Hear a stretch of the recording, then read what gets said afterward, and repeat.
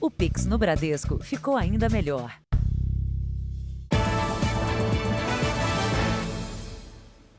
Boa noite. Boa noite. A polícia apreendeu mais de R$1 milhão em joias roubadas em São Paulo. As peças eram vendidas pela internet e chegavam a custar quase R$40 mil. Entre as joias estão anéis, brincos e pulseiras de esmeraldas e diamantes. Foram 2 dias de cerco a receptadores de joias em São Paulo. Os policiais seguiram para 2 endereços, um no litoral e outro na capital paulista. Em um dos locais, 3 suspeitos foram detidos no momento em que entregavam joias usadas para um conhecido receptador com passagens criminais. No material apreendido no escritório dele, havia centenas de peças valiosas. Os policiais chegaram até o endereço por conta de uma investigação que começou a partir de um furto em novembro. Na câmera de segurança é possível ver quando 2 criminosos invadem uma casa de luxo na capital paulista para levar tudo o que estava no cofre. Em outra operação realizada hoje cedo, os policiais apreenderam esse estoque. Pelo menos R$1 milhão em joias vendidas em uma loja virtual suspeita. São peças em ouro maciço e com pedras preciosas, como diamantes e esmeraldas. Algumas peças custavam de R$20 a R$40 mil. Essas joias são às vezes roubadas, o que a gente tem, ou furtadas, e estão reconhecidas por algumas vítimas. E por isso foi pedido busca para apreender e para que as pessoas vítimas de furto e roubo possam reconhecê-las. A loja suspeita tem mais de 1.200.000 seguidores e uma rotatividade de vendas que impressiona. Para isso, a quadrilha investe em muita propaganda. Essa coleção é a queridinha.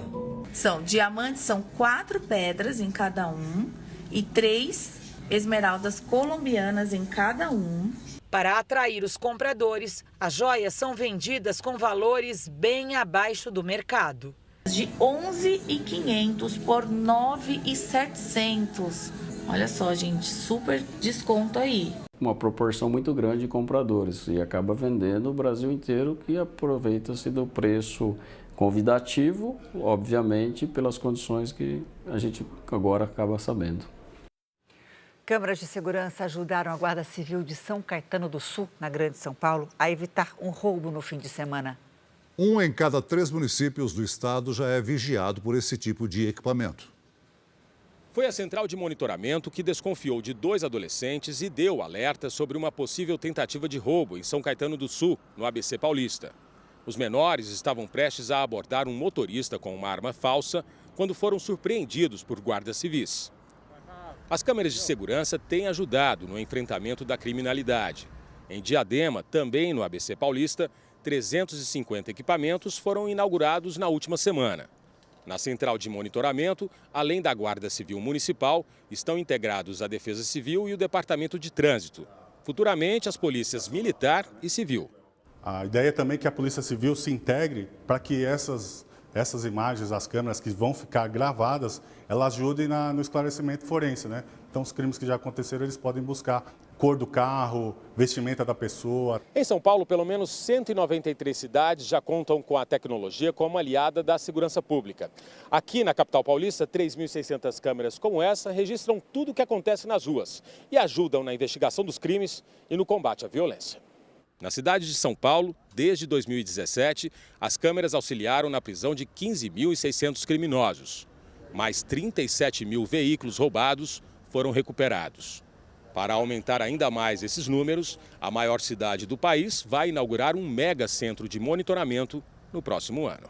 Agora a gente está contratando aí um sistema que vai ter 20 mil câmeras próprias e a possibilidade de chegar até 40 mil câmeras. É colocar a tecnologia à disposição. A gente não pode ficar atrás, né, de outras grandes cidades do mundo. Veja agora outros destaques do dia. Supremo derruba orçamento secreto por 6 votos a 5. Ministro Gilmar Mendes autoriza despesas com Bolsa Família fora do teto de gastos. Em Minas Gerais, adolescente pula do 2º andar antes de casa desabar. E a festa na Argentina no dia seguinte à vitória de Lionel Messi.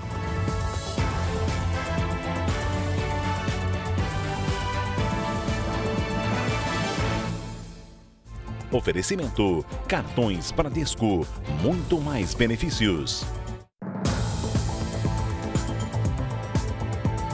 A cada hora, 5 pessoas morrem, em média, no país, vítimas de acidente no trânsito.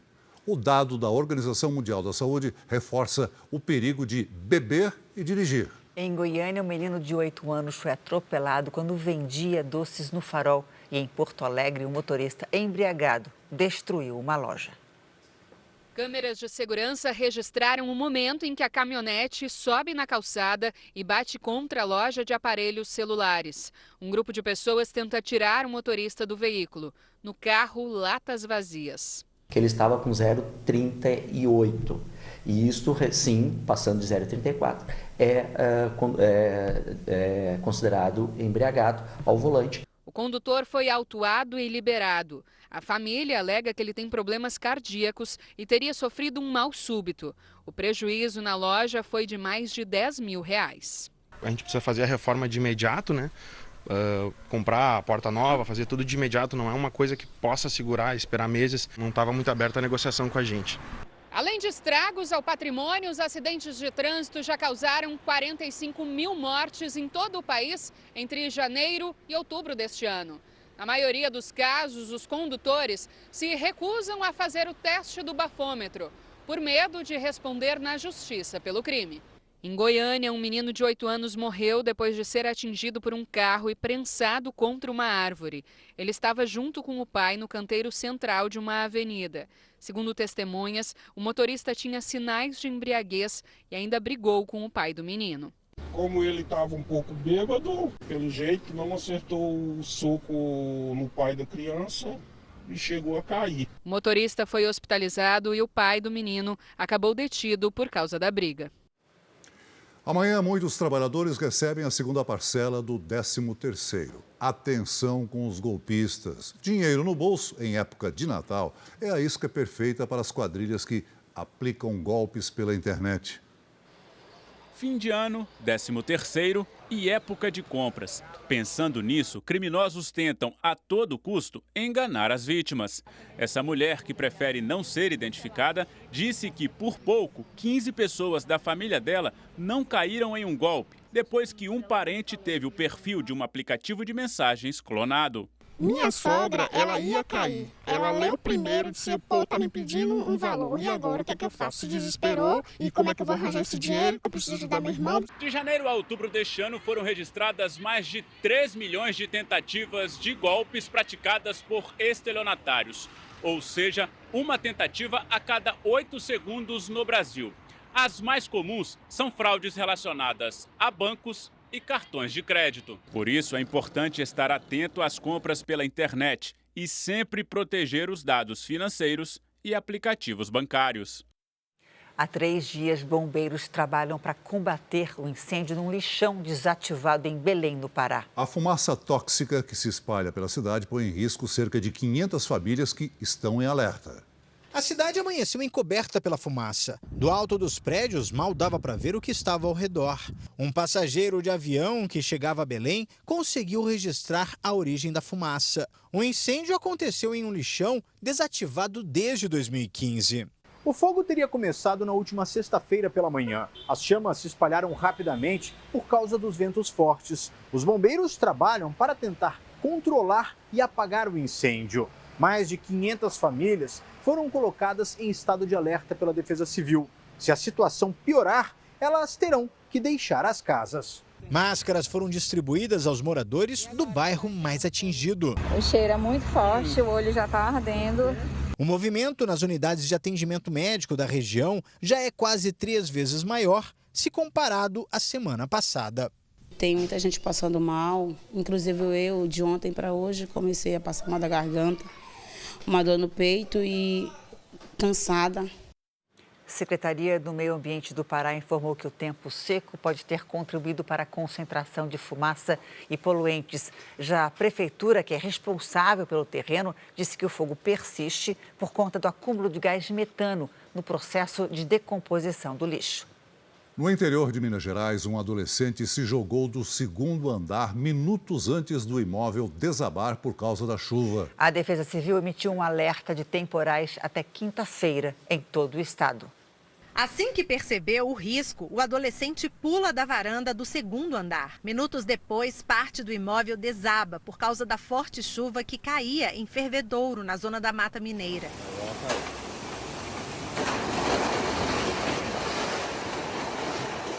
Depois de despencar no telhado da casa vizinha, ele ficou com a perna machucada e precisou levar pontos. A enxurrada levou a garagem e uma varanda. A construção era uma espécie de puxadinho. O pesadelo começa junto com o temporal. Tem sido pior, né? Porque, assim, há 2 anos, né, que a enchente está vindo e está entrando. Gente que não tem condições de morar em lugar, né, adequado.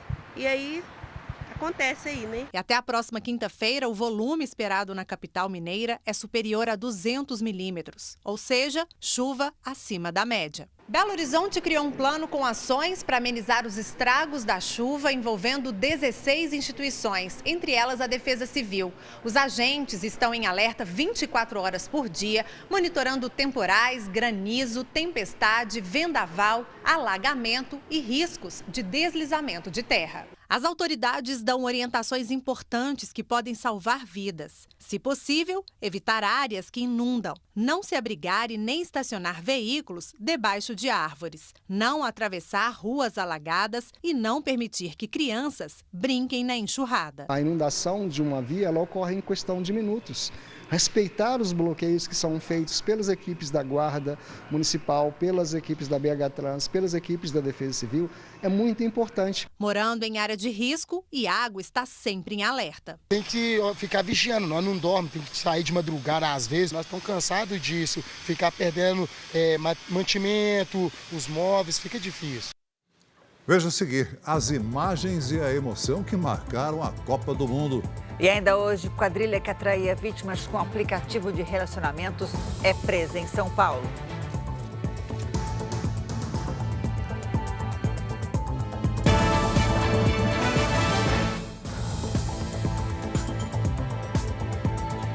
Ano novo chegando e com ele vem também a cobrança do IPVA. Esse imposto sobre os veículos ainda pega muita gente desprevenida. Assunto para a Patrícia Lages, que já está aqui com a gente.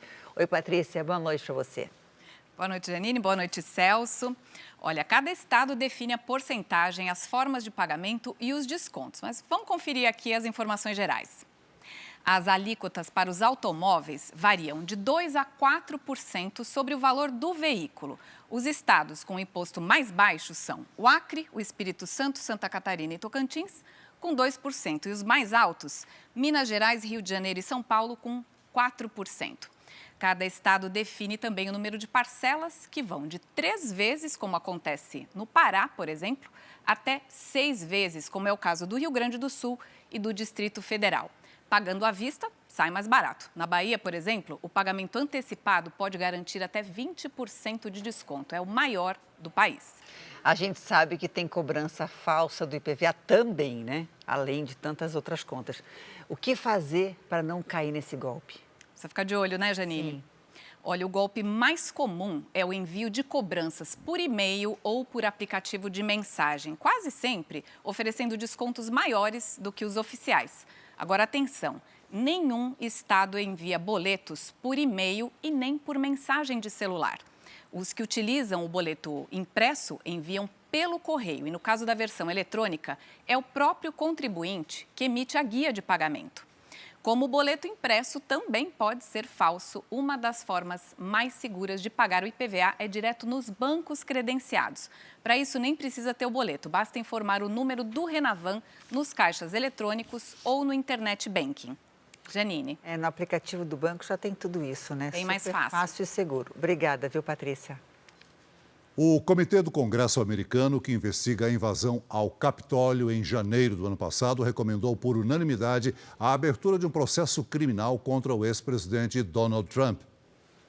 Depois de mais de 1 ano e meio de audiências e investigações, os deputados decidiram que Trump e funcionários próximos a ele podem responder por incitar uma insurreição, conspiração contra os Estados Unidos e obstrução contra um ato do Congresso. A investigação do Congresso não tem poder de processar o ex-presidente. Isso pode ser feito pelo Departamento de Justiça ou pelo Ministério Público. A Câmara que investigou o ex-presidente é composta por uma maioria democrata que faz oposição ao republicano Donald Trump. 5 pessoas morreram e mais de 140 ficaram feridas durante a invasão do Capitólio. E a Copa do Mundo, hein? Chegou ao fim com o tricampeonato da Argentina e com um show de Messi, show do Mbappé, né, Celso? Sem dúvida.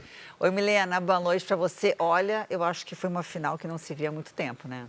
Vou dizer que foi um showzaço, eu também acho, concordo. Boa noite para vocês, boa noite a todos. Foi com certeza a melhor final dos últimos tempos. Foi uma Copa do Mundo que será lembrada para sempre. Durante um pouco mais de um mês, torcemos, vibramos, vimos a história acontecer num torneio com muitas zebras e emoções. O tempo passou e parece não ter sido muito tempo. Das torcidas, a Copa recebeu muitas vibrações. E o fechado Catar se ofereceu a quem veio de braços abertos. Com estádios luxuosos e ainda mais luxuosas construções pós-modernas. Tudo o que o dinheiro do petróleo e do gás natural pode comprar. Esta foi uma Copa diferente, sem espaço para a diversidade. Mas a bola rolou livre em 64 jogos e produziu surpresas, soluções inesperadas. A tristeza pelas derrotas foi combatida só com água, chás e refrigerantes. Viagens de volta para casa mais cedo levaram lágrimas. A taça, cobiçada por 32 seleções, parou nas mãos de quem mais lutou por ela com determinação e qualidade. A Argentina é, neste momento, a única tricampeã mundial. As ruas de Doha ganharam os gritos de campeão depois que o gênio da camisa 10 comandou a libertação do país. A espera opressiva de 36 anos sem título tinha chegado ao fim. E o futebol agradeceu a Messi. Thank you all. Esperaram, mas comemoraram, né? Daqui a pouquinho, gente, eu volto com outras notícias da Copa do Mundo. Janine, Celso. Até já, Milena. Veja a seguir, ministro do Supremo autoriza pagamento do Bolsa Família fora do teto de gastos. E veja também a prisão da quadrilha que usava aplicativos de relacionamento para atrair e sequestrar as vítimas.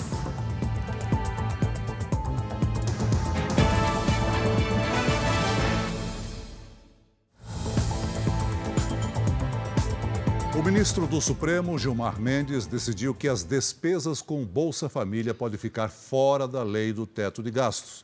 Isso abre espaço para o futuro governo pagar o benefício de R$ 600, mesmo sem a aprovação da PEC do estouro. E essa foi uma das 2 decisões do Supremo que dificultam as relações entre o presidente eleito Lula e o presidente da Câmara, Arthur Lira. Mas a votação do projeto foi mantida para amanhã na Câmara dos Deputados. A decisão do Supremo mudou completamente o jogo de negociações entre o presidente eleito e o presidente da Câmara. Se em troca da aprovação da PEC, cargos e ministérios estavam sendo negociados, agora Lira perde o poder de barganha, já que, teoricamente, os R$ 600 estariam garantidos. A PEC continua com a votação prevista para amanhã. No final da tarde, Lula e Haddad se reuniram no hotel em que o presidente eleito está hospedado para tratar da PEC do estouro. Nesta segunda-feira, Haddad divulgou mais 2 nomes para a equipe dele: Annelise Lenzi para a Procuradoria-Geral da Fazenda Nacional e Gustavo Caldas para a Subprocuradoria. Amanhã, Haddad deve anunciar o secretário do Tesouro e da Secretaria de Política Econômica. Na segunda decisão do Supremo que atrapalha a relação do governo eleito com o presidente da Câmara, o tribunal considerou o orçamento secreto inconstitucional por 6 votos a 5. O voto decisivo foi do ministro Ricardo Lewandowski. Ele acompanhou a relatora do caso e presidente do Supremo, Rosa Weber, que considerou as emendas de relator inconstitucionais, porque não revelam os parlamentares envolvidos, os critérios utilizados para a distribuição dos recursos e não respeitam as regras de transparência. Lewandowski destacou o projeto de resolução aprovado na última sexta-feira pelo Congresso Nacional, mas afirmou que a proposta não cumpriu com o objetivo de dar transparência às indicações das emendas. A decisão atinge em cheio os interesses dos parlamentares, que perdem o controle sobre 19 bilhões de reais destinados às emendas de relator no ano que vem e que terão que ser remanejados. Especialistas com quem eu conversei também disseram que as emendas deste ano que não foram pagas não precisam ser mais liberadas. Após o fim do julgamento no Supremo, os presidentes da Câmara, Arthur Lira, e do Senado, Rodrigo Pacheco, fizeram uma reunião para definir qual será a reação do Congresso à perda de recursos e de poder político. Uma das alternativas estudadas pelos parlamentares seria remanejar os 19 bilhões do orçamento secreto para outras emendas parlamentares, consideradas constitucionais pelo Supremo. A ideia foi discutida hoje à tarde entre o relator do orçamento e Rodrigo Pacheco. Esses 19,4 bi estão sobrando. Nós temos que colocar em algum lugar. E eu não posso, por iniciativa própria, colocar onde eu quiser. Eu só posso alocar esse recurso onde houver emenda, onde houver solicitação. Então, o que remanesce hoje são emendas de bancada e emendas de comissão. Como as emendas de comissão são de caráter geral, nacional, nós vamos dar preferência ao atendimento às emendas de comissão. Uma quadrilha especializada em marcar encontros por aplicativos para sequestrar a vítima foi presa durante uma blitz em São Paulo. Os 4 criminosos estavam com celulares roubados, além de cartões de créditos de uma das vítimas. Quando os policiais pediram para o motorista parar, ainda não sabiam que dentro do carro estavam 4 integrantes de uma quadrilha. E aí levantou a suspeita pelo fato deles estarem com alguns cartões, as informações da onde eles iam não coincidiam, né? E aí a gente copiou na rede rádio também uma possível vítima, né, do golpe do Tinder, que é o mesmo nome que constava no cartão de crédito que eles portavam. O homem que caiu no golpe tem 44 anos e não quis dar entrevista. Ele ficou em poder dos sequestradores por cerca de 6 horas e a todo momento era ameaçado de morte. Ele foi libertado em uma passarela da rodovia Raposo Tavares e seguiu andando até um condomínio residencial, onde conseguiu a ajuda dos seguranças. 20 minutos depois, o carro da quadrilha foi parado na blitz e eles foram presos. Neste fim de semana, um outro caso de sequestro chamou a atenção. Entre os criminosos estava um policial militar. Eles fizeram uma boliviana de refém por acreditar que ela tinha dinheiro em casa. O circuito de segurança mostra quando a mulher sai de casa e é obrigada a entrar dentro de um carro. Na sequência, a família acabou recebendo ligações de extorsão, pedindo para que a família levasse dinheiro de resgate em troca da libertação da vítima, o que foi feito. 2 dias depois, os criminosos voltaram à casa dela. Eles chegaram a entrar na garagem, só que dessa vez a vítima percebeu e acionou a polícia. 3 homens foram presos em flagrante. Foram apreendidas armas, celulares e os distintivos do PM. Ele foi encaminhado para o presídio Romão Gomes. A Corregedoria da Polícia investiga o caso. A Força Aérea Brasileira começou a operar hoje 4 unidades do caça F-39 Gripen, fabricado pela empresa sueca Saab. As aeronaves foram recebidas na base de Anápolis, em Goiás. Os aviões entram em operação 8 anos depois da assinatura do contrato de compra. Até 2027, o país deve receber 36 caças do mesmo modelo para proteger o espaço aéreo do país. Um avião agrícola caiu hoje em Bom Jesus de Goiás, no sul do estado. O piloto de 34 anos foi socorrido, mas morreu no caminho do hospital. O Centro de Investigações e Prevenção de Acidentes Aeronáuticos, o CENIPA, investiga as causas da queda. A polícia do Rio de Janeiro vai suspender o inquérito por roubo que teria sido sofrido pelo ator Tiago Rodrigues.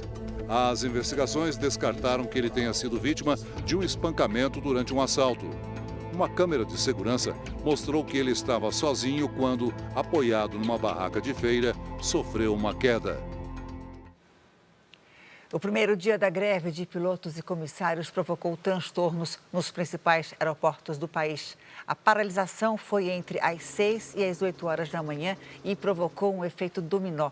Segundo a Infraero, no aeroporto Santos Dumont, no Rio de Janeiro, foram 13 cancelamentos. Em Congonhas, na capital paulista, além dos 19 voos cancelados, 82 tiveram atrasos. A categoria pede reajuste salarial e melhores condições de trabalho. A greve deve se repetir enquanto não houver acordo. Imagens de uma câmera de segurança mostram mãe e filha esperando para atravessar na faixa de pedestres em frente a uma escola infantil. De repente, surge um motociclista que atinge as duas em cheio. As vítimas foram socorridas e não correm o risco de morrer. O piloto da moto também foi levado ao hospital com ferimentos leves. O acidente aconteceu em Belo Horizonte, Minas Gerais. O Conselho Nacional do Ministério Público absolveu a maioria dos procuradores da Lava Jato no Rio de Janeiro acusados de quebra de sigilo. Os procuradores teriam repassado informações sigilosas de uma denúncia contra o ex-senador Romero Jucá, o ex-ministro de Minas e Energia Edson Lobão e o filho dele, Márcio Lobão. Os políticos foram acusados de recebimento de propina de empreiteiras nas obras da usina de Angra 3. O Ministério Público decidiu suspender o coordenador da extinta Força Tarefa por 30 dias e censurar uma das procuradoras. Agora eu faço um convite para você ajudar a Abades. Venha com a gente fazer a diferença na vida de mais de 1.000 crianças e adolescentes com autismo e deficiência intelectual. Veja como participar. Quem quiser ajudar pode entrar nessa corrente do bem e doar o valor que puder. É só ligar 0500 508 0707 para doar R$ 7. 0500 508 0720 para doar R$ 20. 0500 508 0740 para doar R$ 40. Ou você pode doar qualquer outro valor através do Pix. doe@abades.org.br. Se preferir, aponte o seu celular para esse QR Code e você vai ser direcionado para a doação. Ajude a Abades a construir uma sociedade mais inclusiva. A seguir, ex-governador do Rio de Janeiro, Sérgio Cabral, deve deixar a prisão a qualquer momento. E veja também a festa dos argentinos enquanto esperam a seleção tricampeã.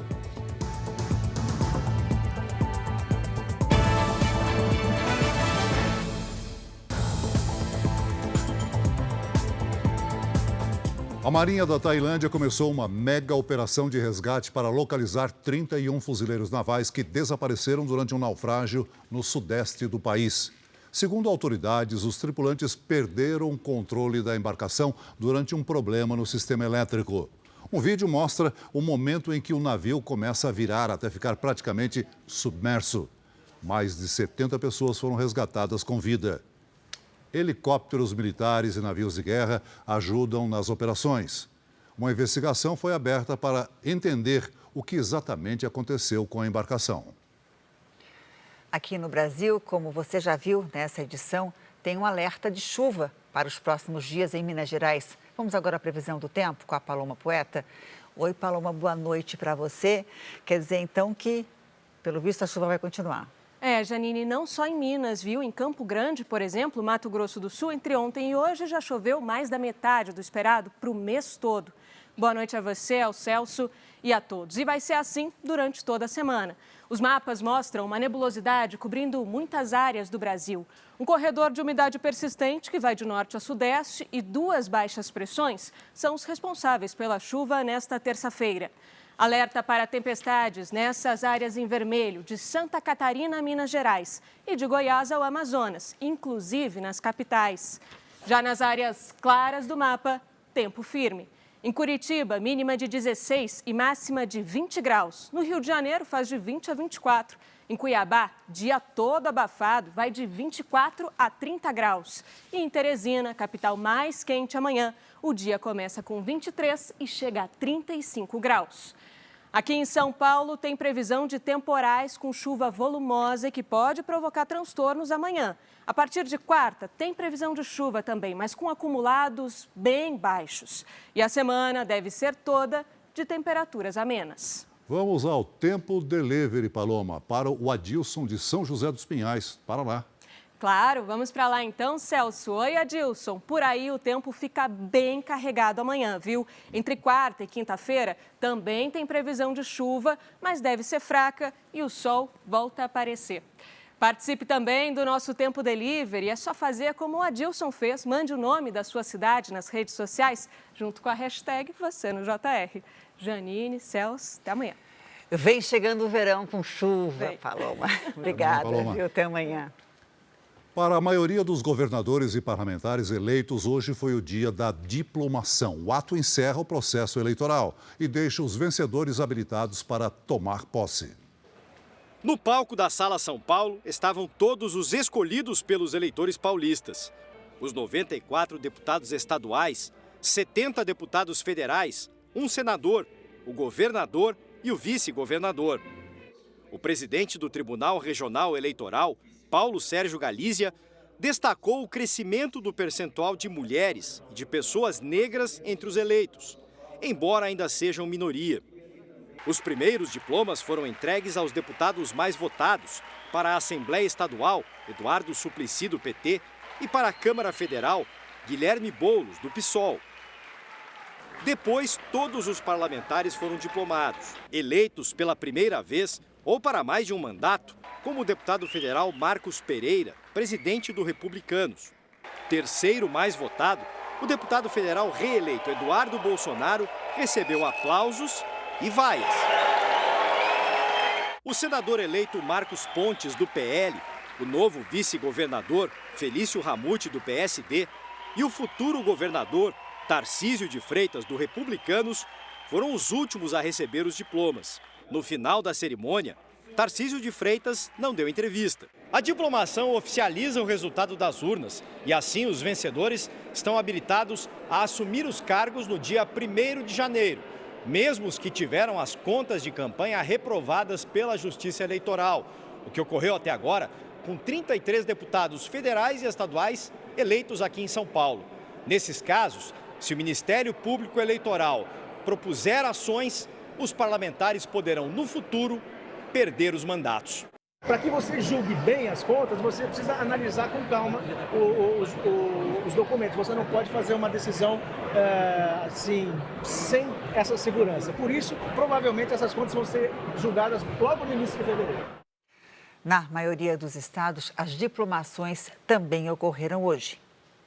Os candidatos eleitos aqui em Santa Catarina foram diplomados hoje em uma sessão solene no Tribunal de Justiça do Estado. Receberam os diplomas o governador eleito Jorginho Melo, a vice-governadora Marilísia Boem, o senador eleito Jorge Seife e seus suplentes, 16 deputados federais e 40 deputados estaduais. Na Assembleia Legislativa, 24 parlamentares foram reeleitos, o que representa uma renovação de 40%. Em Goiás, o governador Ronaldo Caiado e o vice-governador eleito Daniel Vilela foram diplomados hoje pela Justiça Eleitoral. Caiado participou por videoconferência de São Paulo, onde se recupera de uma cirurgia no coração. Também receberam o diploma 41 deputados estaduais, 17 federais e o senador eleito por Goiás, Wilder Moraes. No Rio Grande do Sul, os eleitos foram diplomados no auditório do Ministério Público. Com isso, o governador reeleito Eduardo Leite, do PSDB, e o vice Gabriel Souza, do MDB, além de deputados e senadores, estão autorizados a tomar posse no ano que vem. Também receberam um diploma do Tribunal Regional Eleitoral o atual vice-presidente da República e senador eleito Hamilton Mourão, do Republicanos, 55 deputados estaduais e 31 deputados federais. Todos os diplomados tiveram as contas de campanha aprovadas, de forma plena ou com ressalvas. O Tribunal Regional Eleitoral do Espírito Santo diplomou nesta segunda-feira os eleitos nas eleições de outubro. Receberam os diplomas o governador reeleito Renato Casagrande, do PSB, o vice Ricardo Ferraço, do PSDB, o senador Magno Malta, do PL e os deputados eleitos pelo Estado. Após receber o diploma, o governador Casagrande defendeu o diálogo ao longo dos próximos 4 anos. Em Minas Gerais, 135 políticos eleitos nas eleições de outubro deste ano foram diplomados hoje. O primeiro a receber o diploma foi o governador Romeu Zema, reeleito no primeiro turno com mais de 56% dos votos válidos. Na mesma cerimônia, Cleitinho Azevedo foi diplomado para o primeiro mandato como senador. Segundo o maior colégio eleitoral do país, Minas diplomou 77 deputados estaduais e 53 federais. Aqui em Brasília, o governador reeleito Ibanez Rocha não participou da cerimônia de diplomação. Ele testou positivo hoje para a Covid-19. A diplomação aconteceu por meio de uma procuração. Ibanez, do MDB, cumprirá mais um mandato de 4 anos. No mesmo evento, a senadora eleita Damares Alves, do Republicanos, também foi diplomada pela Justiça Eleitoral.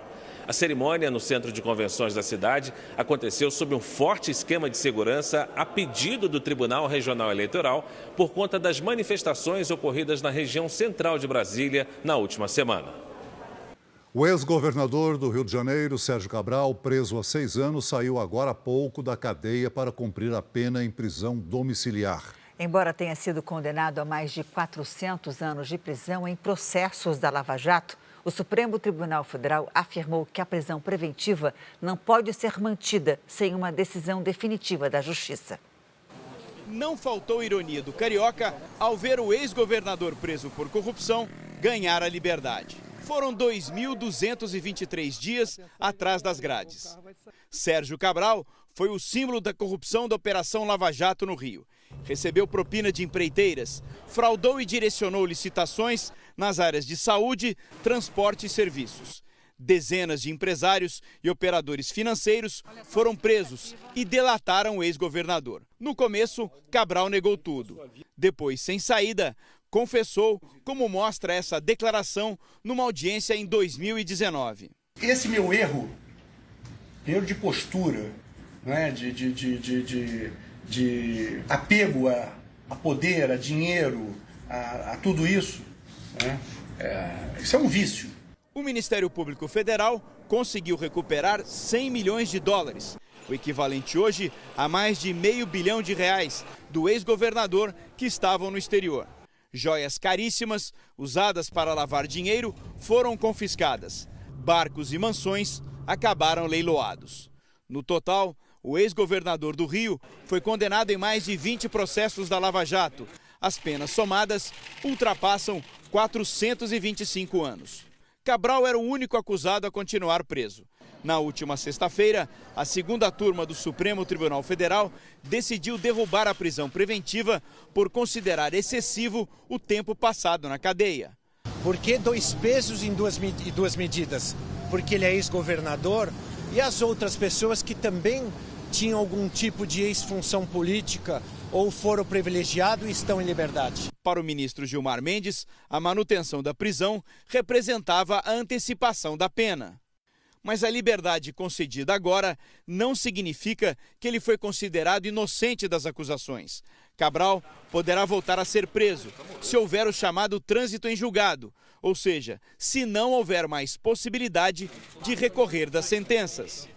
Além de usar tornozeleira eletrônica, Sérgio Cabral não pode ter contato com outros investigados ou réus da Operação Lava Jato, com exceção da ex-mulher Adriana Anselmo, por causa dos filhos. O ex-governador vai ficar num apartamento da família em Copacabana. No novo endereço, ele só poderá receber visitas de parentes. O imóvel fica próximo à orla. É aqui que Sérgio Cabral vai passar as festas do fim de ano. O Jornal da Record apurou que o apartamento de 90 metros quadrados tem 2 quartos, 2 suítes e 2 banheiros. Cenário bem diferente do que ele encontrou nas celas pelas quais passou nesses últimos 6 anos. Eu não sou mocinho, eu infelizmente capitulei. Um homem foi preso no Espírito Santo durante um protesto contra o resultado das eleições. Ele estava foragido há 5 dias. A prisão foi determinada pelo ministro do Supremo Tribunal Federal, Alexandre de Moraes. Fabiano Oliveira foi preso pela Polícia Federal em frente ao batalhão do Exército em Vila Velha, na Grande Vitória. Segundo a decisão de Moraes, ele atua numa milícia digital que promove ataques contra a democracia. Embora se declare pastor, Fabiano Oliveira não trabalha em nenhuma igreja e diz que apenas recebeu a consagração. Na semana passada, a Polícia Federal cumpriu 4 mandados de prisão e 23 de busca e apreensão no Espírito Santo contra suspeitos de envolvimento em manifestações antidemocráticas. Na China, 2 mortes por coronavírus foram confirmadas desde que as medidas de combate à doença se tornaram menos duras. A nova onda de infecções tem provocado superlotação em clínicas e hospitais. As vítimas moravam em Pequim. A capital chinesa é uma das regiões com mais casos no país. Para tentar conter o avanço, ginásios foram transformados em centros de testagem e tratamento. Em Xangai, escolas e o comércio fecharam as portas por tempo indeterminado. Bom, enquanto os argentinos comemoravam, torcedores e policiais se enfrentavam em Paris, depois da França perder a Copa do Mundo. Foi na Champs-Élysées, a principal avenida da capital francesa, onde milhares de pessoas se reuniram para assistir à final. Jornais locais informaram que o tumulto começou quando policiais tentaram dispersar a multidão. Torcedores reagiram com fogos de artifício disparados contra os agentes. Aí que não vale, né, gente? Tem que ser na paz. Futebol na paz.